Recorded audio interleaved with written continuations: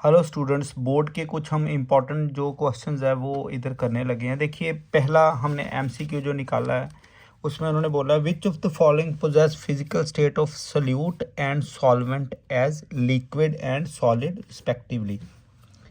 मतलब कौन सी ऐसी फिजिकल स्टेट है जिसमें सॉल्यूट जो है वो लिक्विड होगा और सॉल्वेंट जो है वो सॉलिड होगा। तो इसका देखिए आंसर है बी। कैसे? जिंक एमलगम, जब कभी भी एमलगम होगी उसमें मरकरी हमेशा लिक्विड स्टेट में होगा, मतलब ये सॉल्यूट हो गया।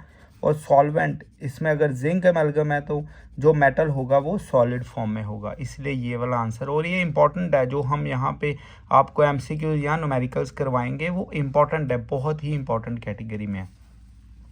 नेक्स्ट जो है जी वो second question, 4 litres of 0.02 molar aqueous solution of sodium chloride was diluted by adding 1 litre of water. मतलब एक सॉल्यूशन है जिसकी मोलैरिटी ये है और इसके 4 लीटर में 1 लीटर वाटर ऐड किया है, तो the molarity of resultant solution. देखिए किस तरह से आपने ये न्यूमेरिकल निकालना है।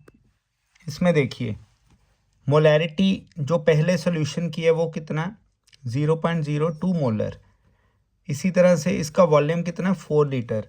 अब उसमें कितना वाटर ऐड कर दिया, 1 लीटर वाटर ऐड कर दिया, तो वॉल्यूम कितना हो जाएगा। पहले हमारे पास जो 4 लीटर वॉल्यूम था, बाद में 1 लीटर और ऐड कर दिया, तो टोटल वॉल्यूम यानी कि जो आफ्टर वॉल्यूम होगा इनिशियल से फाइनल वॉल्यूम वो होगा 5 लीटर।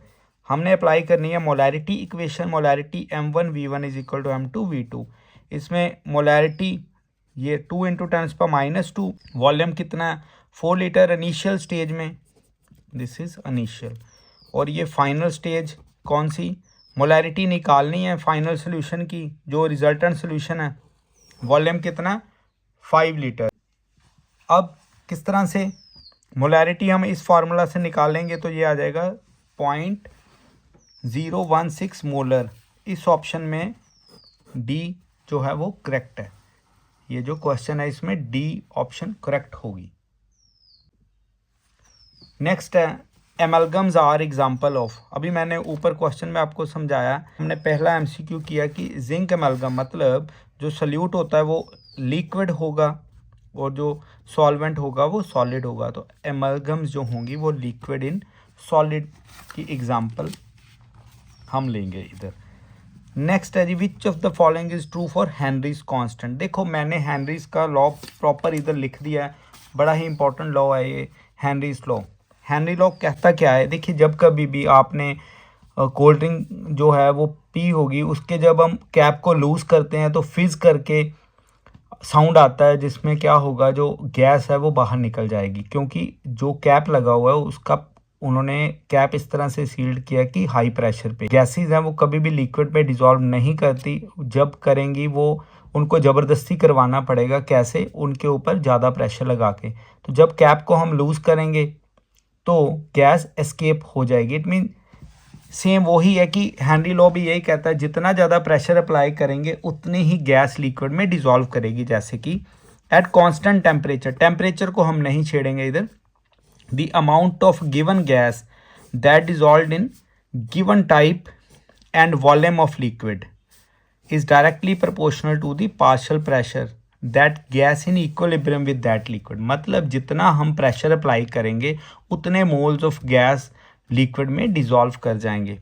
ये प्रेशर अप्लाई किया, ये KH हेनरीज कांस्टेंट है, ये जो चाय है this is mole fraction of gas. यहाँ पे लिखा हुआ है partial pressure of gas above the solution, मतलब अगर सोल्यूशन ये रखा है इसके ऊपर जो है वो जो प्रेशर होगा, mole fraction of gas in the given solution, जो गैस सोल्यूशन में डिसॉल्व करनी है, और KH is Henry constant. Question पूछा गया हेनरी कांस्टेंट और टेम्परेचर में रिलेशन पूछा गया कि विच of the following is true for Henry's constant. तो देखिए K डिपेंड करता है टेम्परेचर पे और करता भी क्या है, डायरेक्टली प्रोपोर्शनल है। तो इट मीन्स यहाँ पे बी ऑप्शन करेक्ट है। बी कौन सी, increases with temperature, Henry constant की वैल्यू टेम्परेचर के साथ साथ बढ़ती जाएगी। फिफ्थ जो क्वेश्चन है इसमें, which pair has ideal solution. What is ideal solution. देखो आइडियल सोल्यूशन क्या होंगे, देखो आइडियल सोल्यूशन वो जो राउल्ट्स लॉ को पूरी तरह से फॉलो करेंगे और यहाँ पे जो नेचर है वो सॉल्यूशंस की एक जैसी होनी चाहिए और इनमें जो मॉलिक्यूलर इंटरेक्शन है वो भी एक जैसी होनी चाहिए। इधर सी ऑप्शन करेक्ट है। देखो क्यों, n hexane and n heptane ये दोनों नॉन पोलर नेचर है और दोनों ही होमोलोगस सीरीज, क्योंकि इन दोनों के बीच में CH2 का डिफरेंस है। अगर आप बात करें एन हेक्सेन की, देखो 1 2 3 4 5 और 6, अगर मैं इसका एक CH2 बढ़ा दूं, देखो 1 2 3 4 5 6 और 7, अब देखेंगे एक CH2 बढ़ा हुआ है, तो ये सी ऑप्शन जो है वो करेक्ट होगी इधर। अब नेक्स्ट क्वेश्चन कौन सा, 6 क्वेश्चन देखिए, how much ethyl alcohol must be added to 1 litre of water. 1 litre water में कितना इथेनॉल डालेंगे ताकि सोल्यूशन जो फ्रीज करे -14 डिग्री सेल्सियस पे। ये डिप्रेशन फ्रीजिंग पॉइंट का क्वेश्चन है। ये जो मोलर डिप्रेशन कांस्टेंट वाटर का दिया हुआ है 1.86, तो ये 4 ऑप्शंस है। किस तरह से ये क्वेश्चन सॉल्व करेंगे हमने, तो देखो क्या हुआ है, जो फॉर्मूला है ये होगा जी, जो ऑब्जर्व्ड फार्मूला होगा डिप्रेशन फ्रीजिंग पॉइंट का, ये वाला है। ये देखिए यहाँ पे टेम्प फ्रीजिंग पॉइंट है प्योर वाटर का और ये फ्रीजिंग पॉइंट है सोल्यूशन का। जब कभी भी सोल्यूट ऐड करेंगे तो ये बन जाएगा सोल्यूशन। तो किस तरह से, हमेशा फ्रीजिंग पॉइंट डिप्रेशन होगा, वाटर फ्रीज करेगा 0 पे, ये माइनस है, तो जो टेम्परेचर दिया हुआ है वो -14, तो क्या आ जाएगा, डेल्टा TF क्या होगा, ये होगा 14 डिग्री सेल्सियस। अब इसमें पुट करके मोलैरिटी निकालेंगे, मोलैरिटी आ जाएगी 7.52 अप्रॉक्सीमेटली। इसी तरह से नंबर ऑफ मोल्स निकालेंगे। उन्होंने बोला कि, देखिए उन्होंने बोला कितना इथाइल अल्कोहल डालना है, मतलब वेट ऑफ इथाइल अल्कोहल हमने निकालना है। तो पहले हम मोल्स निकालेंगे, ये molarity into weight of water, water का वेट 1 kg और मोलैलिटी आ गई है। अब आ गए मोल्स 7.52, ये मोल्स आ गए 7.52 हमारे पास। तो ऑप्शन इसमें कौन सी करेक्ट है, ये देखिए ये 7.5 मोल आ गए किसके, इथाइल अल्कोहल के। नेक्स्ट क्वेश्चन है, अ 5% सोल्यूशन ऑफ केन शुगर मतलब सुक्रोज इज आइसोटोनिक। आइसोटोनिक का मतलब है जिनमें सल्यूट और सॉल्वेंट की कॉन्सेंट्रेशन सेम हो या जिनमें ऑस्मोटिक प्रेशर अलग अलग, 2 सोल्यूशन जैसे उनमें ऑस्मोटिक प्रेशर सेम हो, with 1% solution at substance X, the molecular mass of X. X का मोलिकुलर मास निकालना। देखिए इधर क्लियरली हमने लिखा सोल्यूशंस जब आइसोटोनिक होंगे तो कॉन्सेंट्रेशंस दोनों की सेम होंगी। अब कॉन्सेंट्रेशन मतलब मोलैरिटी, मोलैरिटी ये देखिए क्या आएगा, मास ओवर मोलिकुलर मास, मास एक्स का और मोलिकुलर मास एक्स का। मोलिकुलर मास जो है वो शुगर का कितना 342, मास गिवन है 5%, वेट बाय वेट ये आ गया। मास ऑफ एक्स कितना दिया है 1%, मतलब 1 ग्राम, ये मॉलिक्यूलर मास निकल आएगा। तो मॉलिक्यूलर मास ये आ जाएगा, देखिए इस फार्मूला से आपने निकाल के इसका आंसर आया ना 68.4। ये सी ऑप्शन करेक्ट है। ये एक्सक्लूसिव क्वेश्चंस है जो हम आपको इधर करवा रहे हैं वीडियो में। ऐसे ही तो हमने वीडियो बना नहीं दी, ठीक है ना, कि कोई भी क्वेश्चन उठा के, बड़े इंपॉर्टेंट है। काफ़ी बार जो प्रीवियस +2 के एग्ज़ाम्स हैं केमिस्ट्री के वेरियस बोर्ड्स में, हम कह सकते हैं इवन CBSE में भी, ठीक है, हिमाचल बोर्ड या और भी UP board, all India state board, ये सभी में हमने जो देखे हैं, इनकी स्टडी की है क्वेश्चंस पेपर की, तो ये वाले क्वेश्चंस निकालने हैं अभी। देखिए नेक्स्ट क्वेश्चन है न्यूमेरिकल फॉर्म में, a solution of glucose in water is labelled as 10% by weight, मतलब 10 ग्राम है। What would be molality of the solution, molality small m। देखिए ग्लूकोज का मास दिया हुआ है 10 ग्राम, मास ऑफ वाटर कैसे निकलेगा आपको पता है, जब परसेंटेज गिवन होगी तो 100% लेते हैं सोल्यूशन को।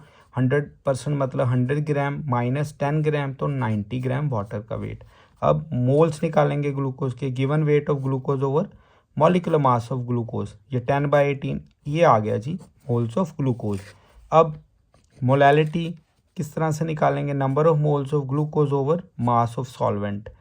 क्लियरली नंबर ऑफ मोल्स निकल आए हैं, इधर हमने पुट कर दिए और मास ऑफ सॉल्वेंट, सॉल्वेंट का मास क्या आ जाएगा 0.09। ये देखो इस तरह से हमने ऊपर फार्मूला के अकॉर्डिंग निकाला है, क्योंकि ये देखिए ग्राम में आई, हमने केजी में किया। क्या आ जाएगा 0.61 मोलल। तो आंसर 0.61 मोलल आएगा। ये इंपॉर्टेंट है, एक बार आप इसका स्क्रीनशॉट ले लीजिए, ये जो न्यूमेरिकल है। नेक्स्ट न्यूमेरिकल है एक्सप्लेन दी हेनरी लॉ। अच्छा, ये थ्योरेटिकल क्वेश्चन है। Explain the Henry law about dissolution of gas in a liquid. हमने कर लिया ये हेनरीज लॉ, मैंने आपको पहले समझा दिया। ये देखो ये हेनरी लॉ का फॉर्मूला आपको आना चाहिए। नेक्स्ट क्वेश्चन है 10th क्वेश्चन, देखिए वाई एक्वेटिक। ये तो बड़ा ही इंपॉर्टेंट क्वेश्चन है, बहुत बार आया। जो एक्वेटिक एनिमल्स हैं जैसे फिशेस हैं, ये मोर कंफर्टेबल कोल्ड वाटर में क्यों रहती है रादर इन वार्म वाटर। देखिए जब कभी भी, जैसे सपोज करिए ये कोई लिक्विड है, इसमें ऑक्सीजन है, जब इसे हीट करेंगे तो ये ऑक्सीजन जो इसकी मॉलिक्यूलर मतलब जो इसकी काइनेटिक एनर्जी मॉलिक्यूल्स की, ये बढ़ जाएगी और ये आपस में क्या कर जाएंगे, एस्केप कर जाएंगे काइनेटिक एनर्जी लेके यहाँ से। वैसे भी मैंने आपको बताया गैसेस डिज़ोल्व करती हैं हाई प्रेशर पे और लो टेम्परेचर पे। अगर टेम्परेचर इधर बढ़ाना शुरू करेंगे तो ऑक्सीजन निकल जाएगी। अब देखो जब ऑक्सीजन ही निकल गई तो एक्वेटिक एनिमल्स जैसे ये फिशेज हैं, ये कैसे ब्रीथ कर पाएंगी, रेस्पिरेशन में इनको दिक्कत आएगी।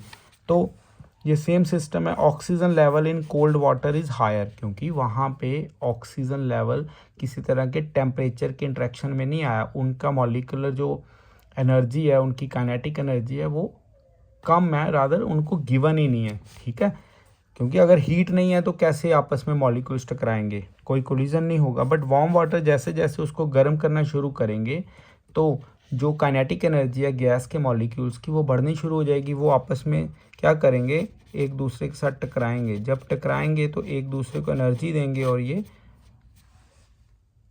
लिक्विड से बाहर चले जाएंगे। इसीलिए जो एक्वेटिक एनिमल्स है वार्म वाटर में अनकंफर्टेबल फील करते हैं। ये बहुत बार क्वेश्चन आया और प्रोबेबिलिटी है कि ये आ जाए। देखो ये वाला क्वेश्चन भी बड़ा इंपॉर्टेंट है कि what is meant by negative deviation and positive deviation. मैं वीडियो के एंड में आपको ग्राफ्स भी बता दूंगा पॉजिटिव और नेगेटिव डेविएशंस के। तो उन्होंने बोला Raoult's law, give example of each. पहले तो हम ये देखेंगे पॉजिटिव नेगेटिव डेविएशन है क्या। देखो पॉजिटिव डेविएशन, जब कभी इंटरेक्शन जो सॉल्यूट सॉल्वेंट इंटरेक्शन है, ए बी की इंटरेक्शन है, वो वीक हो जाए किनके, इंडिविजुअली ए की और बी की इंटरेक्शन से, उनकी इंटरेक्शन वीक हो, तो उससे क्या होगा, जब वीक हो गए तो बड़ी जल्दी बाहर निकल जाएंगे। Then the total vapour pressure is higher than predicted by Raoult's law. Definitely positive है तो जो vapour pressure suppose Raoult's law ने बोला उससे ज़्यादा आए इंट्रैक्शन से, तो ये होगी पॉजिटिव डेविएशन, पॉजिटिवली डेविएट कर रहा है। वैसे समझा रहा हूँ एक जनरल एग्जांपल से। अगर आपको टीचर ने बोला कि 10 आवर्स पढ़ना है आपने डेली, तो कोई बच्चा है वो 11 घंटे या 12 या उससे ज़्यादा 10 से ज़्यादा पढ़ेगा तो ये पॉजिटिव डेविएशन होगी। अगर वो कम पढ़ेगा, 10 से कम पढ़ेगा, तो वो नेगेटिव डेविएशन होगी। मतलब आप ऐसे समझ सकते हो। अच्छा जी, अब डेल्टा एच मिक्सिंग, ये एंडोथर्मिक रहेगा, हमेशा पॉजिटिव रहता है। पॉजिटिव डेविएशन में आपने ऐसे याद रखना है, पॉजिटिव मतलब पॉजिटिव। ठीक है जी, एग्जांपल है इथेनॉल और एसीटोन। अब बात करेंगे नेगेटिव डेविएशन की। इसमें interaction between A B at stronger, मतलब इन आपस में इनकी इंट्रैक्शन जो है थोड़ी ज़्यादा होगी। यहाँ पे पॉजिटिव में वीकर है, यहाँ पे नेगेटिव में स्ट्रॉन्ग होगी इनसे, बट मॉलिक्यूल स्ट्रॉन्गली ट्रैप्ड हैं। इसीलिए ये क्या जी, राउल्ट्स लॉ के अगेंस्ट काम करेंगे। मतलब ये राउल्ट्स लॉ की जो प्रेडिक्ट किया हुआ है वेपर प्रेशर, उससे इनका वेपर प्रेशर कम आएगा। क्यों आएगा, क्योंकि ये बहुत स्ट्रांगली हेल्ड हैं, सॉल्यूशन के अंदर हेल्ड किए हुए हैं और ये किसी तरह से बाहर नहीं जाएंगे। अगर बाहर नहीं जाएंगे इनका प्रेशर नहीं बनेगा और ये वेपर प्रेशर जितना कम होगा वो लोअर गिना जाएगा। किससे, राउल्ट्स लॉ से। ये नेगेटिव होगा क्लोरोफॉर्म एंड एसीटोन। अब ये कुछ लंबी लंबी स्टेटमेंट्स वाले न्यूमेरिकल्स हैं, बट है बड़े इंपॉर्टेंट। कहता है इस स्टेटमेंट में the vapour pressure of pure liquid X दिया हुआ है and pure liquid Y, X and Y दो लिक्विड्स दिए गए हैं इस टेम्परेचर पे। इनका वेपर प्रेशर है 120 mm ऑफ मर्करी, एक का है 160 mm मरकरी रिस्पेक्टिवली, यानी x का 120 y का 160। इनके अगर equal moles are mix to form ideal solution, ये दोनों आइडियल सोल्यूशन बना रहे हैं, ठीक है। Calculate the vapour pressure of solution and partial vapour pressure of each component. Okay, देखिए वेपर प्रेशर कितना, x का 120 y का 160। जब इनको उन्होंने बोला, देखो ना, उन्होंने बोला moles x and y mix किए हैं तो एक्ट करे आइडियल सोल्यूशन। देखो ये आइडियल सोल्यूशन एक्ट करे, इसका क्या मतलब हुआ, जब आइडियल सोल्यूशन एक्ट किया तो x के मोल और y के मोल ये वाले लिए तो टोटल मोल्स कितने आ गए 2। अब मोल फ्रैक्शन निकालेंगे, ये x के 1 है डिवाइडेड बाय टोटल, टोटल कितने 2, ये 0.5 आ गया, y के भी सेम आ गए। अब जब इक्वल मोल्स मिक्स किए तो ये क्या आ गया, क्योंकि ये इक्वल हैं, दोनों के इक्वल्स हैं तो ये 0.5 आ जाएगा। राउल्ट्स लॉ अप्लाई करेंगे, राउल्ट्स लॉ, ये राउल्ट्स लॉ है, ये सारा लगा के टोटल प्रेशर हम कर देंगे। इसका मतलब क्या हुआ, x के 60 y के 80 और टोटल कितना आ जाएगा 140 mm ऑफ मरकरी। देखिए बड़ा इजी न्यूमेरिकल है, बस स्टेटमेंट थोड़ी सी कंफ्यूजन क्रिएट करती है, बट आपने इसको अच्छी तरह से समझना। नेक्स्ट देखिए, the vapour pressure of pure liquid A and B at 400 kelvin are, एक ये वाला दिया है ऊपर की तरह, ये पूरा न्यूमेरिकल। ये फाइंड द कॉम्पोजिशन, बस इसमें मोल फ्रैक्शन लिक्विड की फाइंड करनी। If the total pressure at this temperature, इन्होंने टोटल दिया हुआ है, ये ज़्यादा इजी है पिछले वाले से भी। देखिए सोल्यूशन आइडियल है, मतलब कोई डेविएशन नहीं है, ना ही कोई डेविएशन मेंशन है, तो ये आ गया हमारे पास टोटल पार्शियल प्रेशर का जो ये फार्मूला है। अब आपको पता है mole fraction of solute and solvent 1 होगी, सल्यूट की कितनी आ गई, ये फार्मूला, ये हमने सारे पैरामीटर्स लगा दिए। और ये देखो इसमें राउल्ट्स लॉ अप्लाई करेंगे, जब राउल्ट्स लॉ अप्लाई करेंगे इसमें, ये जो अभी न्यूमेरिकल हमने करना,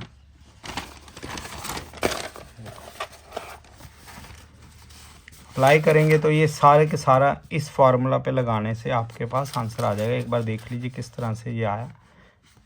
टोटल प्रेशर आपको दिया हुआ है, ये देखो ये टोटल प्रेशर दिया हुआ है 600, तो ये लगाया ये टोटल, और ये इसका राउल्ट्स लॉ का फार्मूला लगा के हमने ये सारा निकाल दिया। एक बार आप इसका स्क्रीनशॉट ले लीजिए।